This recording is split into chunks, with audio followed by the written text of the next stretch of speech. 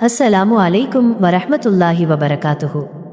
என் அன்பிற்குரிய அல்லாஹ்வின் அடியார்களே, இதோ நம் கண்களுக்கு முன்னாலேயே ரமலான் எனும் அந்த மகா பெரிய வசந்தம் சுருட்டி கொண்டு போகிறது. நாம் ஆசையோடு வரவேற்ற ரமலான் இன்று நம்மிடமிருந்து விடைபெற்று செல்ல தயாராகிவிட்டது. நம் இதயங்கள் ஏன் இன்னும் கல்லாகவே இருக்கின்றன? நம் கண்கள் ஏன் இன்னும் நனையவில்லை? சுப்ஹானல்லாஹ், யோசித்து பாருங்கள். அடுத்த ரமலானை பார்க்க நாம் உயிரோடு இருப்போமா என்ற கேள்விக்கு நம்மிடம் பதில் இருக்கிறதா? இல்லை சகோதரர்களே. சென்ற ரமலானில் நம்மோடு அமர்ந்து நோன்பு திறந்த எத்தனை பேர் இன்று கபருக்குள் தனியாக கிடக்கிறார்கள்? அவர்கள் ஆசைப்பட்டாலும் இன்று ஒரு சுப்ஹான் அல்லாஹ் என்று சொல்ல முடியாது. ஆனால் அல்லாஹ் நமக்கும் இன்னும் வாய்ப்பை தந்திருக்கிறான்.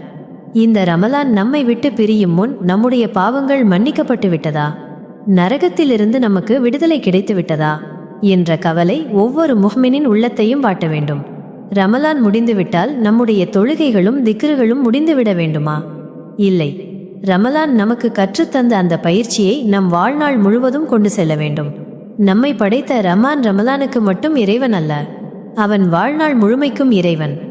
பிரியும் ரமலானை கண்ணீரோடு வழி அனுப்புவோம். யா அல்லாஹ், இந்த ரமலானில் நான் செய்த அமல்களை ஏற்றுக்கொள், என் பாவங்களை மன்னித்து நரகிலிருந்து எனக்கு விடுதலை கொடு என்று கதறி அழுது துஆ செய்வோம். இத்தகைய உள்ளத்தை தொடும் மார்க்க உண்மைகளையும் ஆன்மீக நினைவூட்டல்களையும் உங்கள் இல்லங்களுக்கு தொடர்ந்து கொண்டு வந்து சேர்க்கிறது நமது AJH இஸ்லாமிக் மீடியா மற்றும் ஜன்னத்துல் ஹஃபீலின் மத்ரசா.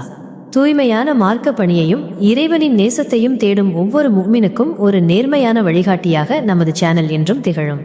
நீங்கள் காட்டும் இந்த பேராதரவு ஒரு சகோதரரை நேர்வழிக்கு கொண்டு வரலாம். அது உங்களுக்கும் எனக்கும் ஒரு நிலையான நன்மையாக அமையும். மறக்காமல் நமது சேனலை சப்ஸ்கிரைப் செய்து இந்த தூய தீன்பணி உலகெங்கும் பரவ துணையாக நில்லுங்கள். அல்லாஹ் நம் அனைவரின் அமல்களையும் அங்கீகரித்து நம்மை சாலிஹான அடியார்களாக மாற்றியருள்வானாக.